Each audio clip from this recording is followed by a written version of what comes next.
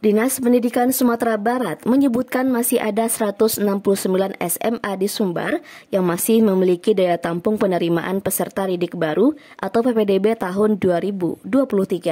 Dari ratusan sekolah menengah atas tersebut, di Kota Padang hanya tersisa satu sekolah, yakni SMA Negeri 15 Padang, dengan sisa kuota sebanyak 4 siswa.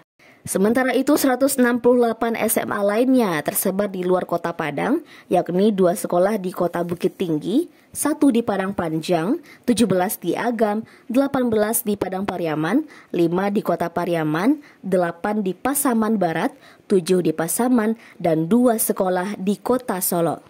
Selanjutnya, 17 sekolah terdapat di Kabupaten Solo, 11 di Kabupaten Solo Selatan, 2 di Sohlunto, 11 di Sejunjung, 15 di Dharmasraya, 14 di 50 kota, 3 sekolah di Payakumbuh, dan 12 sekolah di Tanah Datar, serta terakhir pesisir selatan dengan 23 sekolah. Oleh karena itu, Dinas Pendidikan mengeluarkan kebijakan bahwa siswa yang belum diterima di SMA manapun agar dapat mendaftarkan secara langsung ke sekolah berdasarkan sistem zonasi. Di samping itu, dalam surat edaran Dinas Pendidikan Sumbar diumumkan bahwa pendaftaran dilakukan tanggal 4 sampai 5 Juli 2023, seleksi dilakukan pada 6 sampai 7 Juli 2023, dan pengumuman serta daftar ulang akan dijadwalkan pada 8 Juli 2023.